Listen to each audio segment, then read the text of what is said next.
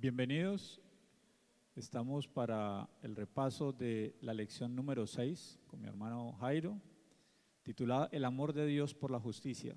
¿Cómo ha estado mi hermano Jairo? Bien, gracias a Dios, hermano Josué. Un placer estar con ustedes esta noche. Igualmente es nuestra primera vez, bueno, espero que el Señor nos guíe como hemos orado. Así es, hermano. ¿Cómo comienza la lección, hermano? El amor de Dios por la justicia. Hay un pensamiento de Dios en el libro de Jeremías, capítulo 9, versículo 24. Apreciado hermano que nos mira ya en su casita, Jeremías 9, 24. Mas alábese en esto el que haya de alabarse, en entenderme y conocerme, que yo soy Jehová, que hago misericordia, juicio y justicia en la tierra, porque estas cosas me agradan, dice Jehová. Hermano Josué, Amén. Hermano Jairo, nos guía en una oración inicial, por favor. oremos, inclinemos el rostro ahí donde estamos para conversar con el Eterno. Maravilloso Padre, que tu morada es en las alturas de los cielos, glorificado y santificado es tu nombre, sobre todo nombre, desde los siglos y por la eternidad. Padre querido, estamos agradecidos contigo por todas las bendiciones recibidas. Aún te damos gracias por las cosas que no salen como nosotros queremos, pero sabemos de que tú estás al control. Al repasar ahora tu palabra, que es una brújula segura, es una guía segura en un mundo de tanta confusión, que el Espíritu Santo se entronice en nosotros y en usted, apreciado hermano que está allá por las redes sociales. En Jesús, amén. Amén. Hermano Josué, siempre tengo la costumbre de preguntar el trimestre pasado qué lección estudiamos. ¿Recuerda usted? Estudiamos, ¿qué fue? El Evangelio de De Juan, ¿no fue? Juan. ¿Y el anterior a ese? ¿Se fue Apocalipsis? No, el Evangelio de Marcos. Marcos, Y el cierto. anterior a ese fue el estudio del conflicto de los siglos. Sí. Y hace un año exactamente por esta época estábamos estudiando los salmos. Siempre me gusta sí. preguntar, ¿sabe por qué, hermano Josué? Porque estos aparaticos nos están perjudicando la memoria. Totalmente. Y es bueno también en ese análisis como ver, digamos, una forma de que Dios hilvana una secuencia de conceptos o de doctrinas que Él sabe que vamos necesitando. Pasar de los salmos a los evangelios, yo creo que no es casualidad. Otra cosa es que no percibamos cómo es que está urdido el plan de Dios. ¿Sí me explico?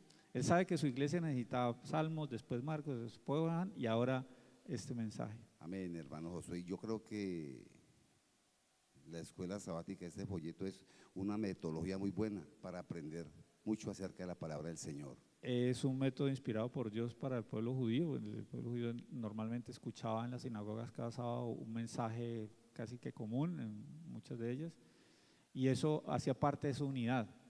Y ese concepto, ese manejo, ese proceso lo asumimos como iglesia adventista, quizás algunos no conocen. Y mire que este folleto no es solo el folleto, esto es un símbolo de unidad de la iglesia, porque este mismo folleto está en Singapur, en la iglesia adventista de Singapur, en China, en Estados Unidos, donde quiera, hermano. En este todo mismo tema, el mundo. en todo el mundo. Qué hermoso que la iglesia tiene presencia en los 5 continentes Amén. y en más de 200 países. Y eso no fue un plan urdido por hombre alguno, esa es nuestra fe, fue el Espíritu Santo el que guió a nuestros pioneros, a los demás miembros que vinieron después, y fue construyendo esto que hoy es nuestra amada iglesia adventista del séptimo día. Bien, hermano, muchas gracias por recordar que hay que ejercitar la mente. Con mucho gusto, hermano Josué. Y esa lectura que dio al inicio de ese Jeremías, de cuento que es el segundo versículo favorito mío. ¿Así? Recuerdo que alguna vez recién yo entré, estábamos participando con los hermanos que nos invitaban a almorzar y pues hacíamos concursos así cristianos. Entonces, por esas épocas yo estaba estudiando la Biblia obviamente, y cuando llegué a este versículo me impactó y lo tomé como uno de mis favoritos. Y recuerdo que en ese concurso salió pues la pregunta, ¿qué dice Jeremías 9:24? Y yo gané, porque más alabes en esto el que haya de alabarse, en entenderme y conocerme, que yo soy Jehová que hago misericordia, juicio y justicia en la tierra, porque estas cosas más grandes se van. Lo que pasa es que los versículos anteriores dicen, no se alaba el rico en su riqueza, no se alaba el fuerte en su fortaleza, no se alaba X, Y, Z, Si alguno ha de alabarse, alábese en esto, en conocerme. Entonces el conocimiento de Dios realmente es el único conocimiento que vale la pena tener. Y dentro de ese conocimiento, mi hermano Jairo, resulta que el tema de este trimestre, para consideración de Dios a toda su iglesia, es el amor de Él por la justicia. Y yo le decía aquí, sotoboche, ahora que estamos preparándonos, que para mí este es un tema que no es liviano, este es un tema, como yo diría, o como diría Pablo, sólido, alimento sólido, porque ese concepto del amor, el concepto mismo de Dios y el concepto de justicia no es fácilmente discernible, por lo menos en el aspecto espiritual, ¿no? Quiero decir. Normalmente nosotros estos conceptos los derivamos de la información que recibimos en nuestra sociedad que ha crecido desde el mundo occidental bajo, digamos, el imperio, la égida de los griegos, del pensamiento griego que después derivó en el pensamiento romano. Entonces, los conceptos, digamos que son cosas abstractas en la mente. El amor, la justicia, la misericordia son ideas.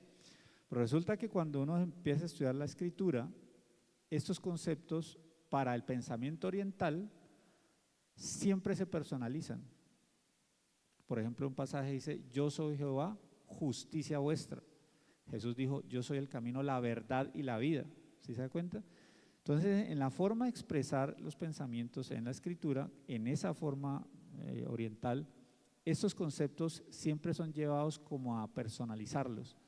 ¿Por qué? Porque cuando uno conoce a una persona, uno sabe cómo es, como dice aquí, uno la distingue, sabe sus características, se relaciona más fácilmente porque yo veo un igual, distinto con una cosa abstracta ya del amor, la justicia. Entonces yo invito a los que nos están escuchando, y usted también, mi hermano Jairo, a que tratemos de que el Espíritu, que de pronto sé que está con nosotros, de pronto no sé que está con nosotros ahora, nos ayuda a entender estos conceptos, este tema del amor de Dios por la justicia, no desde la perspectiva occidental o con la mentalidad griega, sino con la mentalidad oriental con la que fue escrita. Muy bien, hermano Josué. Vamos a leer el Salmo 33:5. Salmo 33:5. Dice: Él ama justicia y juicio. De la misericordia de Jehová está llena la tierra. Y el Salmo 85:10. 85:10 dice así: la misericordia y la verdad se encontraron, la justicia y la paz se besaron. Amén. Hermano Josué, igual dice Isaías y Jeremías, pero la pregunta que nos hace la lección leyendo esos textos dice: ¿cómo iluminan estos textos el amor de Dios y su preocupación por la justicia?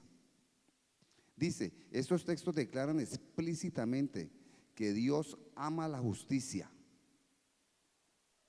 En la escritura, el amor y la justicia de Dios son inseparables, ya que a Él le preocupa profundamente que se obre con rectitud en el mundo. Justamente, mi hermano Jairo, esto es lo que estaba indicándoles. Si usted se da cuenta, lo que transmite la escritura es una unión íntima, como que usted me ve a mí y usted no ve un brazo derecho por aquí flotando y la cabeza mía por allá, usted me ve completo. El carácter de Dios es así, íntegro, y tanto es amor como es justicia, como es misericordia. Por eso es que la transmisión del texto y la comprensión que Dios nos permite de su texto nos hace conceptualizar o percibir en nuestra mente, en nuestro cerebro, esa forma de unidad que es lo que indica aquí. Yo no puedo separar el carácter de Dios en que un pedacito es justicia y el otro pedacito es misericordia y el otro es amor. Todo Él es entero justicia, todo es amor y todo es misericordia. Por tanto, como Él es así, como Él es amor, como Él es justicia, Él no puede esperar otra cosa que su gobierno se rija por eso que Él es, tal cual. Si Él es amor, su gobierno tiene que ser con amor. Si Él es justo, como lo es, pues tiene que haber justicia. Entonces, ese momento en el que se besan el amor y la justicia, como lo expresa ahí, lo que está diciendo en el fondo es: así es Dios. Así es, hermano. Pues mira que nos dice la lección: El juicio y la justicia son el fundamento del amoroso gobierno de Dios, a diferencia de los gobiernos corruptos de este mundo que a menudo perpetúan la injusticia para obtener poder y beneficios personales. En Dios la misericordia y la verdad se encontraron, la justicia y la paz se besaron. Nos pregunta la lección, ¿qué ejemplos existen de justicia humana pervertida? No, pues. ¿Cómo no habríamos de clamar entonces para que la justicia perfecta de Dios se haga realidad, hermano Josué? Pues ejemplos de justicia humana pervertida creo que todos los días escuchamos, ¿no? Por cantidades. Por cantidad, y no en las radios. Familia, amigos, casos en la empresa, compañeros, o sea, en cualquier momento hay una perversión en cuanto a la justicia humana, tristemente. Por tanto, eso nos lleva a esperar que Dios, que es un Dios de justicia, pues actúe de conformidad. Y mire que de estas situaciones que uno ve, pues casos tristes de personas que son asaltadas, que son vilipendiadas o vejadas, bien sea en sus bienes, en su persona, en su integridad, y resulta que los perpetradores, los malhechores, pues como que se van impunes, como que no pasó nada, no los capturaron, y muchas de las frases en general de los familiares o las mismas víctimas dicen, puede que la justicia no alcance, o puede que no le llegue, o puede que tenga mucho poder para volarse la justicia humana, pero hay un Dios que por encima de él no hay nadie. ¿Se ha visto esa frase? Sí, bastante, muy Entonces, común. Claro, tristemente muy común, pero eso manifiesta una fe de algo que es cierto. Nadie puede escapar de la justicia de Dios, pero ya llegaremos acá. Por ahora, esta lección nos introduce a eso, que es lo que yo quiero compartir. Y es que el amor y la justicia, como lo transmiten estos 4 o 5 pasajes, son parte del carácter de Dios. Cuando dice aquí que el juicio y la justicia son el fundamento del amoroso gobierno de Dios, es porque así es Dios. Hermano Jairo, si usted recuerda, la ley de Dios está dentro del arca del pacto. Sí, señor. ¿Correcto? Y el arca del pacto constituye el trono desde donde Dios gobierna su universo. Sí, señor. Que tiene los 2 ángeles. Resulta que cuando uno abre los 10 mandamientos, que ahí está la ley, uno encuentra, por ejemplo, en Romanos que la ley es santa, y hay un pasaje por allá que nos dice que Dios es santo. También en Romanos dice que la ley es justa, hay otro pasaje que nos dice que Dios es justo. En un versículo encontramos que la ley es eterna, y en otro tanto encontramos que Dios es eterno. Con esto transmito la idea de que la ley es un trasunto del carácter de Dios. Amén. Y si así está la ley, esta es la ley, y está en el trono de Dios, significa que el trono de Dios está fundamentado en su carácter. Entonces, cuando leemos que el juicio y la justicia son el fundamento del amoroso gobierno de Dios, significa que el carácter es el carácter de Dios, pues, es el fundamento de su gobierno. Amén, hermano. Porque Él gobierna como Él es, que es lo que uno esperaría de coherencia en los gobernantes humanos, que nunca pasará. Correcto. Mi Josué, vamos a buscar el Salmo 92:15 y yo leo Deuteronomio 32:4.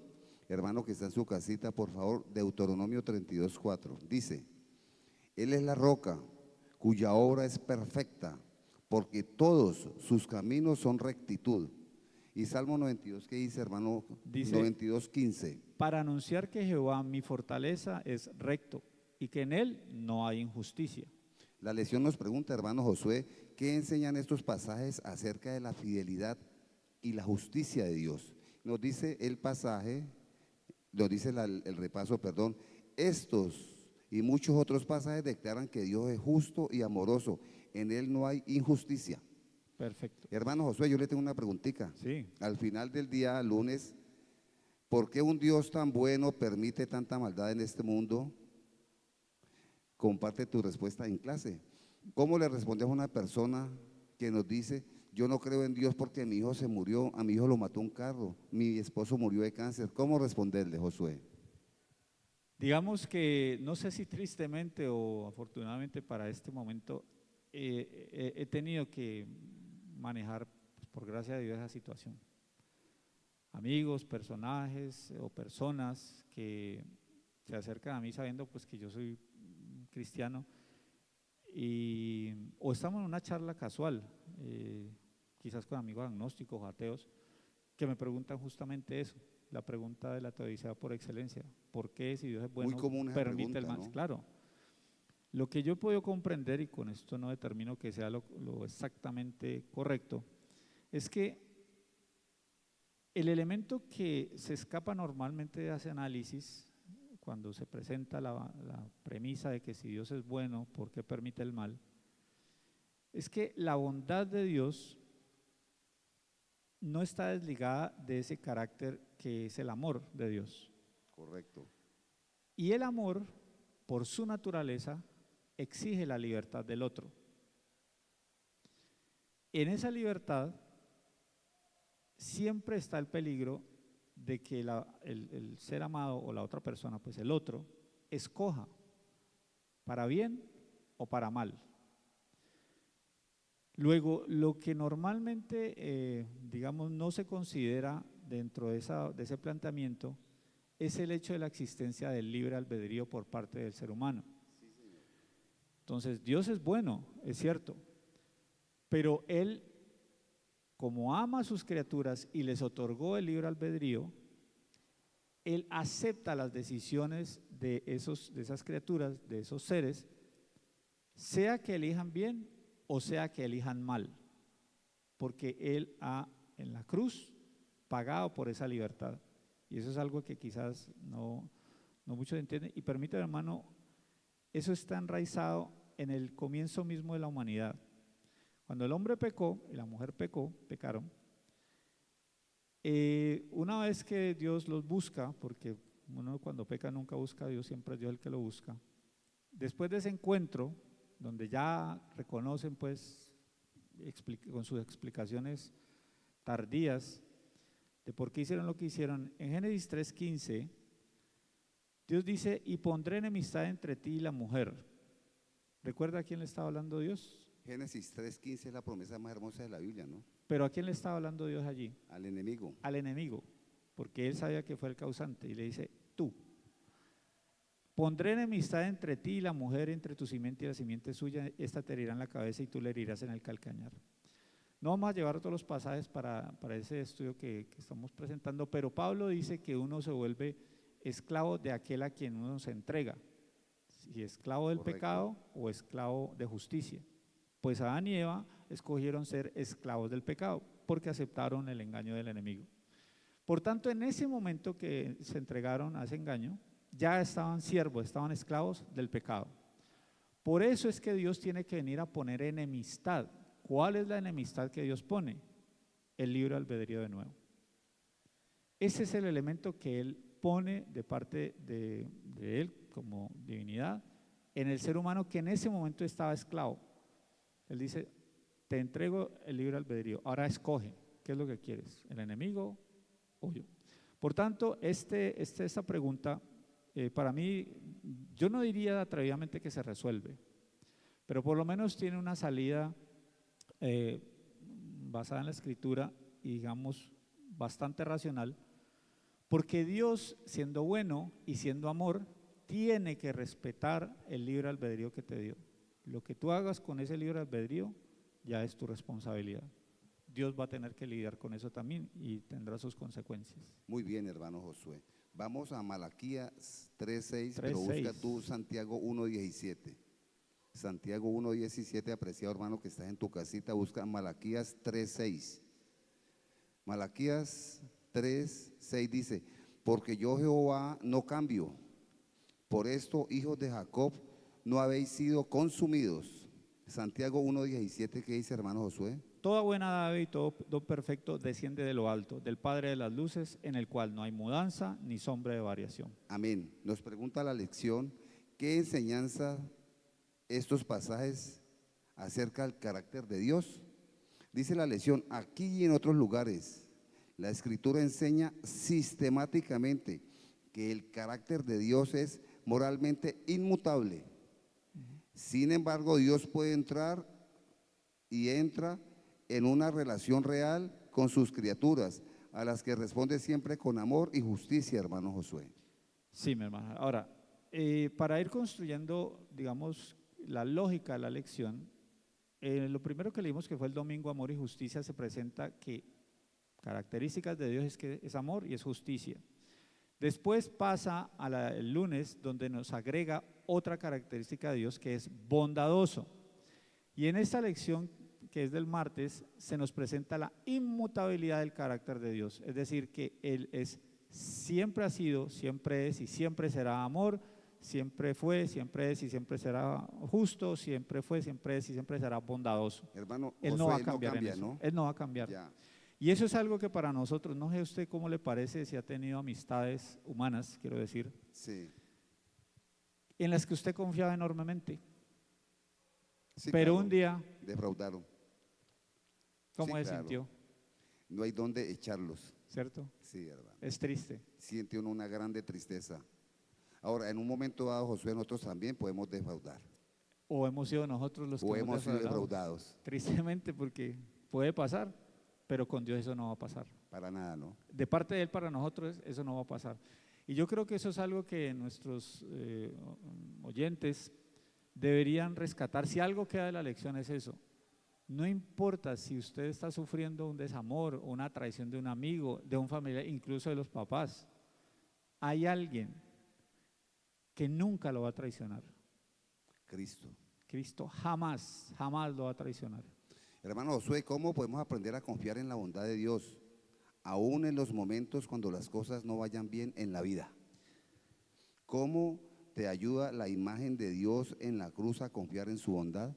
Hermano, porque tenemos dos facetas de la vida. Una cuando todo viene bien. Y cuando Eso es un amor. todo bien. Se estrella uno, se tropieza uno y se encuentra un billete de 100.000 pesos. Pero una cuando todo no sale bien. ¿Qué hacer en ese momento, hermano Josué? Ese de cómo puedes aprender a confiar en la bondad de Dios, aún en los momentos cuando las cosas no vayan bien en tu vida, yo creo que tiene una situación previa. Y es que si yo no aprendí a confiar en Dios, en las buenas, como usted dice, yo no voy a poder, no voy a saber cómo confiar en Dios. ¿En las malas? Claro. ¿Será? Imagínese usted que usted no entiende cómo relacionarse con una persona. Y digamos, usted está en una situación normal, no se han agredido, no se han gritado, pero pues usted no lo saluda, digamos, en una instancia humana. Pero de pronto usted le traen con el chisme que él está diciendo esto de usted, que usted es un vecino así o que usted es un compañero de trabajo muy malo, pero es que usted nunca ha cruzado palabra con él. Entonces, ¿cómo usted va a acercarse a esta persona a decirle, mira, ¿por qué dijiste, por qué no dijiste? Si nunca siquiera se ha saludado. Entonces, para mí eso es una de las premisas que me lleva a pensar que yo debo tener por lo menos previamente un acercamiento con Dios, un conocimiento para poder confiar en Él, en su bondad. Porque usted no confía en alguien que usted no conoce, o si sale alguien y, señor fulano, no lo conozco, présteme $1.000.000, ¿lo vamos a hacer? Bueno, la misma cosa. Porque desde la perspectiva una, ¿cómo usted como humano va a confiar en la bondad de Dios? Es que usted no lo conoce. Y entonces, ¿cómo va a confiar en Él? Lo primero que usted tiene que hacer, y eso es lo que ha sido mi vida y lo que puedo compartir con algunas personas, es, venga, aquí el lunes nos dijo que Dios es amor y que es justo. El lunes nos dice que Dios es bondadoso. Y aquí nos está diciendo que Dios no cambia. Así es Dios. Pero ese conocimiento viene. Yo sé que usted es mi hermano Jairo, usted me conoce como José, ya nos conocemos de cuánto, 15, 20 años, no sé. Ya saben, venga, ¿qué puedo hacer por usted? Entonces, para confiar en la bondad de Dios, tengo que conocer que Dios es bueno. Amén. Y eso es una experiencia que tengo. Para siempre su misericordia, ¿no? Ahí viene, que Él no va a cambiar. En las malas, yo tengo que ejercer algo que lo he compartido varias veces, ni es totalmente racional, ni es totalmente emocional, sino que pertenece al ámbito espiritual y es la fe. eso es algo que yo no se lo puedo explicar de forma totalmente racional. Tiene un componente racional, sí, pero la fe no es absolutamente racional. O sea, yo no lo puedo explicar racionalmente, porque tiene un componente emocional también, y eso está en el ámbito espiritual. Entonces, ¿cómo usted aprende a confiar en Dios? Busque ayuda para escucharlo en su palabra, conozca a Dios, va a aprender a confiar en Dios por ese relacionamiento, digamos, en estado normal o en las buenas, como le dicen, y cuando venga la situación mala, ese conocimiento que usted tenga de Dios, poquito o mucho, eso sí no interesa, le va a permitir recordar que Él no cambia. Pero esta segunda pregunta que usted me hizo, la imagen de la cruz, lo digo por esto, porque quizá usted está nuevo conociendo el Evangelio y no conoce perfectamente que el Hijo de Dios, que Cristo murió en la cruz. Puede que esté todavía por allá en Génesis, se empezó a leer la Biblia así en orden y no ha llegado a la cruz, entonces usted no sabe que Cristo murió en la cruz. Entonces usted esta imagen de la cruz no lo relaciona. Pero esa pregunta me indica que cuando yo llego a entender, a percibir por lo menos, que usted, mi hermano Jairo, muere por mí, para ayudarme y salvarme, yo a usted lo que usted me diga, porque sé que usted es capaz de morir por mí. Y cuando yo encuentro un ser que es capaz de morir por mí, de amarme de una manera, a pesar de cómo yo trato a ese ser, mi hermano Jairo, yo puedo confiar en esa persona, a pesar incluso de mí mismo. Dice hermano Josué, la mensajera del Señor, que la eternidad misma no nos alcanzará para entender a plenitud ese amor de Dios. Eso es una maravilla. Único. Para mí, me encanta conocer, aprender. Yo digo, voy a estar toda la eternidad aprendiendo. Pues para mí una dicha. Hermano Josué, vamos avanzando, por favor. Avancemos. Éxodo 32:14. Un Dios arrepentido. Ah, sí. Tremendo. Aquí ya vienen las paradojas que tanto me gustan, 32:14. Entonces Jehová se arrepintió del mal que dijo que había de hacer a su pueblo. Es para compararlo con Jeremías, pero no alcanzamos a leerlo por largo. ¿Qué opinas de esa descripción del arrepentimiento de Dios, hermano Josué? Que no es el arrepentimiento del ser humano, y para entender el arrepentimiento de Dios en esta expresión y en otras que salen, por ejemplo, en Jonás. Vea, esto es como el libro de Job, mi hermano Jairo. Si usted no se lee el libro de Job entero, sí, va a salir con más dudas que certezas. ¿así? Claro, porque usted primero encuentra que como que Dios se pone a jugar con Job en una suerte de apuesta con Satanás. Sí. Si usted termina el capítulo 2, dice, no, pues el ser humano aquí es como los dioses griegos, se ponen a apostar a ver qué pasa con el ser humano. Si avanza más allá y recibe o lee las acusaciones de los disque amigos de Job, Sí. pues uno va a quedar pensando que Job sí tenía su pecado oculto, como dicen, algo hizo. Y permítame que eso justamente lo dice Job aquí al final. Después de toda su perorata y de su alegato con Dios y con los amigos, capítulo 42, versículo 5. Hermano Josué, usted no usa gafas, ¿no? No. Le felicito. Gracias a Dios. Felicitemos a Dios que me mantiene sano. De oídas te había oído, mas ahora mis ojos te ven. ¿Cómo conocía Job a Dios? Es como que usted conoce a un amigo en el extranjero y todos los días habla por teléfono. Pues supongo que cuando no había video, ¿no? Usted le tocó como yo, tenemos más de 20, creo. Uno llamaba a un amigo y cuando de pronto un día viene, lo ve y dice, ve, vos eras mono. Yo creí que vos eras más trigueño. No. Job conocía a Dios de oídas y así se relacionaba con él. Y aquí dice, mas ahora mis ojos te ven. Dice ahora, exacto, ahora dice, qué hermosura de carácter tiene mi Dios. Y por eso dice, por tanto me aborrezco y me arrepiento en polvo y ceniza. Dice, yo era una miseria, qué tonto fui en creer que Dios me trataba y estaba jugando conmigo, que estaba apostando con Satanás a ver a quién seguía yo, que mis amigos que se decían amigos me estaban diciendo cosas ciertas que me pusieron a dudar, que hasta mi mujer me dijo que por qué no renegaba, ya. Todo eso lo hacía bajo el criterio de que conocía a Dios de oídas. Lo mismo pasa con estas frases, estas expresiones de el arrepentimiento de Dios. Porque en otros pasajes, por acá, permítame le digo dónde está particularmente, creo que está en Jeremías, creo que es, a ver, se me pierde. Mientras busca, apreciado hermano, vaya buscando por favor en su casita número 2319. Número 2319. Bueno, el caso, y esa es una buena tarea para que quede allí, Dios dice, yo castigaré estas naciones, pero si se arrepienten… Hay una condición. Bueno. Entonces, esa condición no es solo para ese pasaje, es que así es Dios. Él dice, si se arrepiente, o no dice que si confesamos nuestros pecados, Él es justo y bueno para perdonarnos.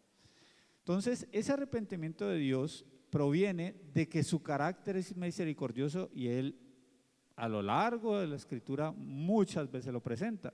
Luego, cuando uno lee allí claramente, es más, en el mismo Jonás, cuando él lo manda pues a Nínive, el mismo Jonás anticipa, por eso salió huyendo. Le dice, ¿para qué me trae acá? Yo sabía que usted no los iba a castigar. ¿No dice así Jonás? Así dice. Porque él conocía que Jehová es misericordioso. Que él dijo que los iba a castigar, sí, pero siempre está el condicional, porque lo dice el resto de la Escritura, de que si la persona se arrepiente, pues Dios no lo castiga.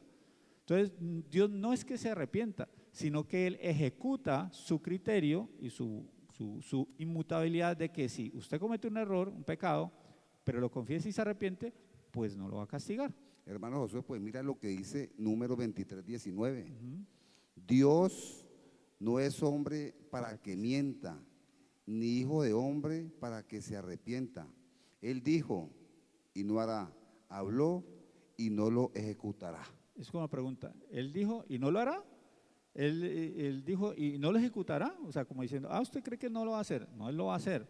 Dios cede o se arrepiente. Mira lo que dice la lección. Dios siempre cumple sus promesas y aunque cambiara de rumbo en respuesta al arrepentimiento humano, siempre lo hace de acuerdo con su bondad y su palabra. Es que es lo que le digo. Por eso, si uno no lee completamente la Escritura, se lleva mala información, o es lo que llama una misinformation, una información errada. Cuando Dios dice que se arrepiente, no es porque Él dé para atrás una decisión que Él haya tomado. Él ya había dicho en otros pasajes que si la persona, el pueblo, la gente a la que iba a castigar se arrepiente, pues lo va a perdonar. Y eso es lo que procede. Sucede que la persona se arrepiente o esa comunidad se arrepiente y entonces dice, ok, entonces no hay castigo. Lo que sí es que la inmutabilidad que se nos presenta en el martes es una característica de Dios. Es decir, Él no cambia. Por ejemplo, Él no va a cambiar en eso, de que si usted comete un pecado, confiesa y se arrepiente, Él lo va a perdonar. Entonces, no es que Dios se arrepienta en el sentido humano porque uno sí yerra. A ver, aquí hay un concepto que es la plenitud de la información. Es un paréntesis. No hay forma, mi hermano Jairo y todos los que están escuchando, no hay forma humana en que ni usted como individuo, ni usted como sociedad pueda capturar toda la información que necesita para tomar la decisión correcta, por más inteligencia artificial que tenga. No hay forma.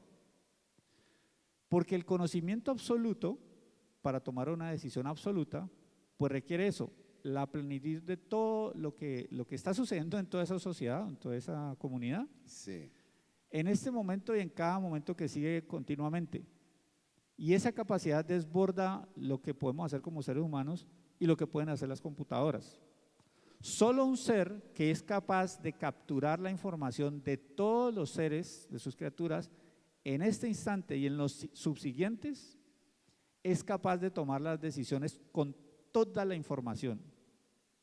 No sé si me expliqué, más o menos. Repíteme.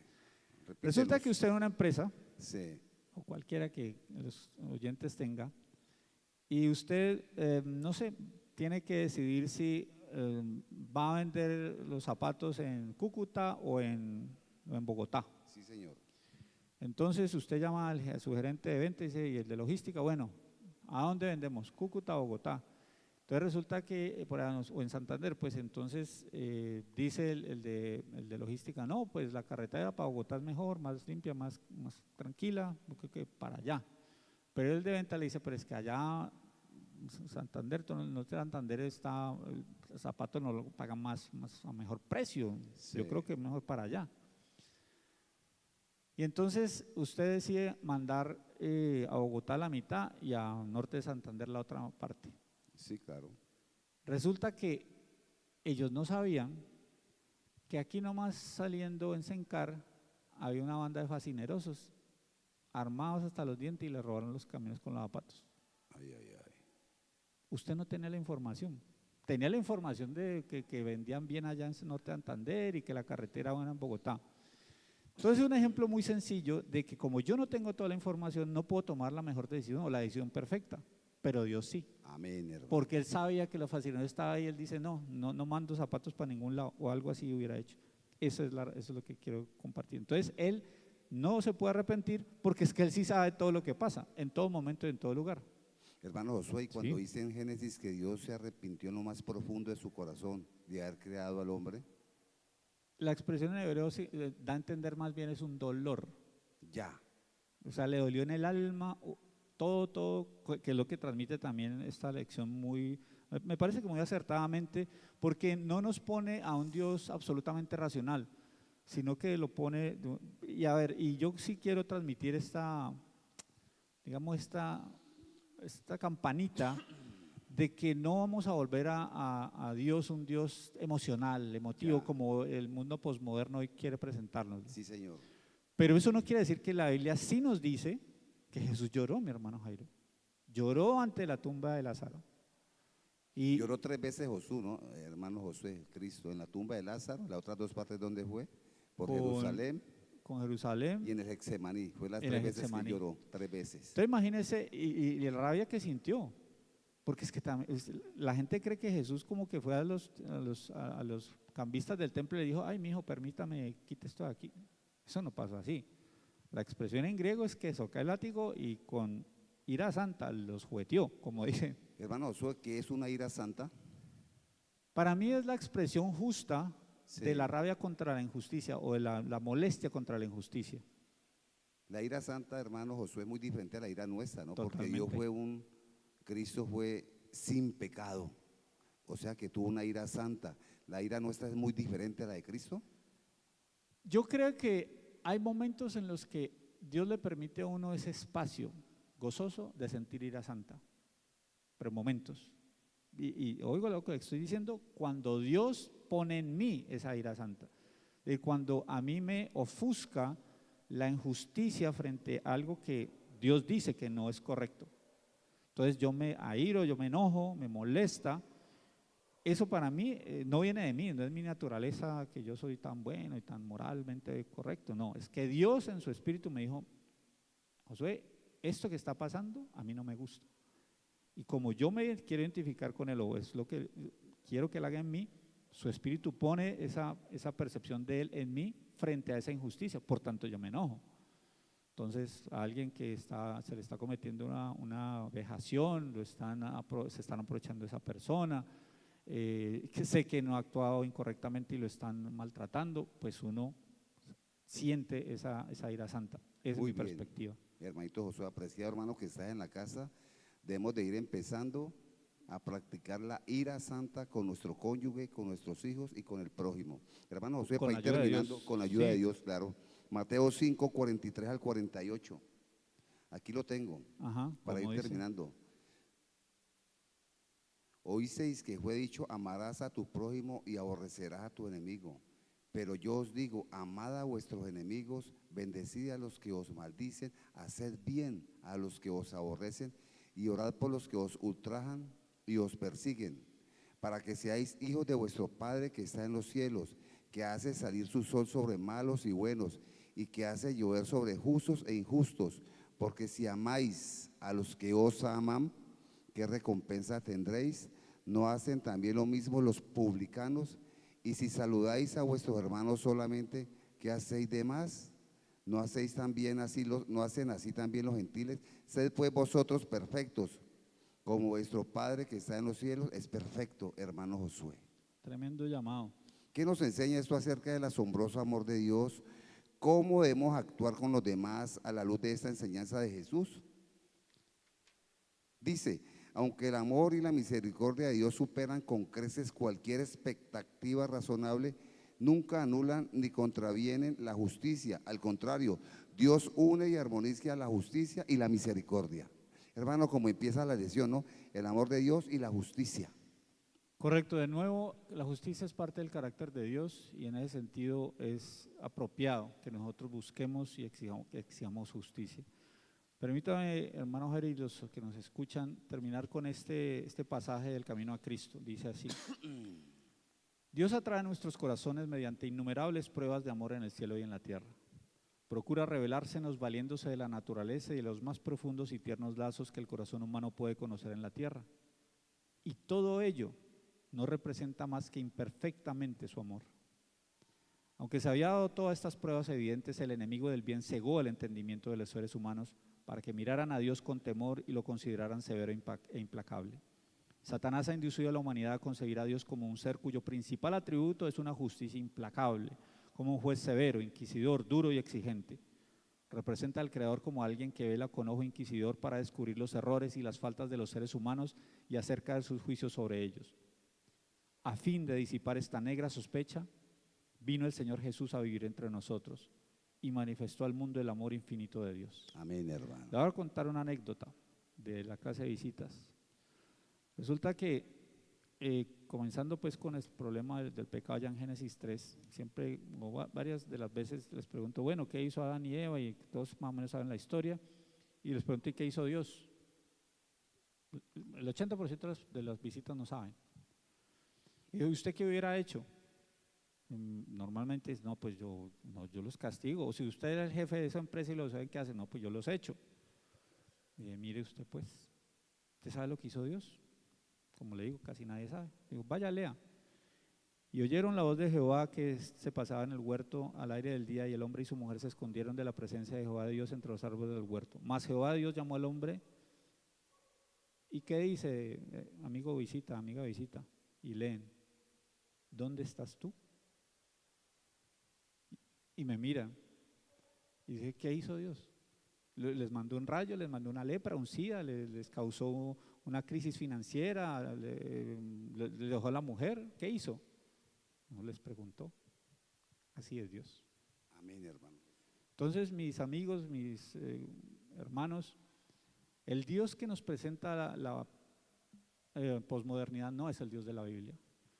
El Dios de la Biblia, hasta donde yo veo, cuando cometemos un error se acerca y nos dice, ¿dónde estás, Jairo? ¿Qué hiciste, Josué? Porque lo que le interesa es restaurar esa relación con Él. Ojalá que eso no se olvide. Bien, yo creo que nuestro tiempo se acaba, Sí, mi hermano Jairo. Terminamos, Josué, con el título de la lección de esa semana, la que hemos repasado, ¿no? El amor de Dios y su justicia. Bien, vamos a orar. ¿Le Bien, parece? pues, hermanito. Vamos a orar. Oración. Poderoso Dios, muchísimas gracias por tu misericordia, porque indignos como somos, tú nos has llamado a seguir esta luz admirable. Amén, Señor. Padre bueno, límpianos de nuestras iniquidades, Así porque sea, tú sabes Señor. cómo te ofendemos y cómo herimos a los demás. Señor, te pedimos con mi hermano Jairo aquí por nuestros oyentes, por los que nos están viendo a través de las redes, Sí, Señor. porque tú Bendícelos. conoces sus vidas, tú sabes perfectamente en qué ellos están alejados de ti, cuál es esa área de su vida que ocultan de ti, como si tú no supieras. Hazles entender que tú les amas, a pesar de esa área oscura, que tú buscas restaurar la relación con ellos, que te acercas hasta donde están ellos. Y en vez de enviarles un castigo, una enfermedad como el mundo quiere que te conozcan, te acercas en un silbido, en un viento apacible, a través de una persona amable, y les preguntas, ¿dónde estás? Que tu espíritu les invite a acercarse y responder a esa pregunta diciéndole, aquí estoy, Señor, para que puedan entender el amor que les tienes. Que si hay algo que no está en su vida conforme a tu voluntad, que puedan en tu poder dejarlo, abandonarlo, para que vivan una vida gozosa en este mundo. Te pido, Señor, por nuestros hermanos alrededor de este globo que están transmitiendo tu mensaje.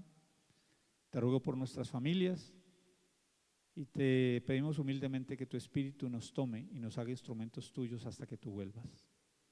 Lo agradecemos todo en el nombre de Jesús. Amén. Amén. Un abrazo, hermano, y Dios les bendiga. Dios les bendiga.